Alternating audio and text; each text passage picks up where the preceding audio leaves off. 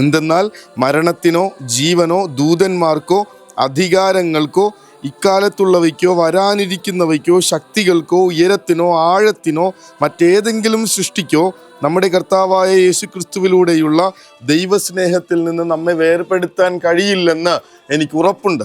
ആ സ്നേഹം ഒരു തവണ ഒന്ന് അനുഭവിച്ചാൽ, എൻ്റെ തമ്പുരാൻ എന്നെ സ്നേഹിക്കുന്നുവെന്നും ചേർത്ത് പിടിക്കുന്നുവെന്നുമുള്ള ആ ഒരു വിശുദ്ധമായ സ്നേഹത്തിലൂടെ നമ്മൾ ഒരു തവണ ഒരു എക്സ്പീരിയൻസിലൂടെ കടന്നു പോയാൽ പിന്നെ വേറൊന്നും നമുക്ക് വേണ്ടെന്ന് നമ്മൾ പറയും.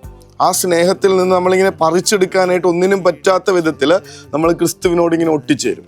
നേരത്തെയും സൂചിപ്പിച്ചിട്ടുള്ളതാണ്, എനിക്കിനി സൗഖ്യമൊന്നും വേണ്ട, ഈശോയെ മാത്രം മതി എന്ന് പറഞ്ഞ് മരണത്തിലേക്ക് കടന്നു പോകുന്ന ഒരു കുഞ്ഞിനെ കുറിച്ചിട്ട്. എനിക്കിനി സൗഖ്യമൊന്നും വേണ്ട, ഈശോയെ മാത്രം മതി. തമ്പുരാനെ അറിഞ്ഞൊരാൾക്ക് പിന്നെ കർത്താവിനോടൊന്ന് ചേർന്നാൽ മാത്രം മതി എന്നുള്ള ചിന്തയിലാണ് ജീവിച്ചുകൊണ്ടിരിക്കണേ.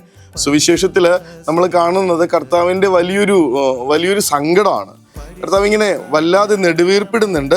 തള്ളക്കോഴി കുഞ്ഞുങ്ങളെ ചിറകിൻ കീഴിൽ ചേർത്ത് പിടിക്കാൻ ആഗ്രഹിക്കുന്നത് പോലെ ഞാൻ നിങ്ങളെ ചേർത്ത് പിടിക്കാൻ എത്രയോ ആഗ്രഹിച്ചു, പക്ഷേ നിങ്ങൾ സമ്മതിച്ചില്ല. പ്രശ്നം വരണത് അവിടെയാണ്.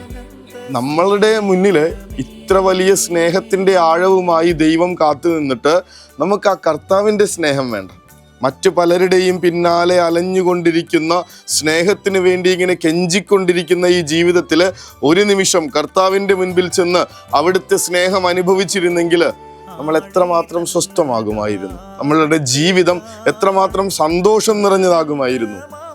മറ്റു കാര്യങ്ങൾക്കൊക്കെ വേണ്ടി നമ്മൾ എത്ര സമയമാണ് ചെലവഴിച്ചുകൊണ്ടിരിക്കുന്നത്, ഓടിക്കൊണ്ടിരിക്കുന്നത്. മറ്റു പലരുടെയും പിന്നാലെ ചില മനുഷ്യരെ ഒന്ന് കൂട്ടുകിട്ടാൻ വേണ്ടി, അവരുടെ സ്നേഹം കിട്ടാൻ വേണ്ടി, അവരുടെ അറ്റൻഷൻ കിട്ടാൻ വേണ്ടി എന്തൊക്കെ കാര്യങ്ങളാണ് നമ്മൾ ചെയ്യുന്നത്. എത്രയോ യാത്രകളാണ് നമ്മൾ നടത്തുന്നത്, എത്രയോ ദൂരങ്ങളിലേക്കാണ് നമ്മൾ സഞ്ചരിക്കുന്നത്, എത്ര പണമാണ് നമ്മൾ ചെലവഴിച്ചുകൊണ്ടിരിക്കുന്നത്.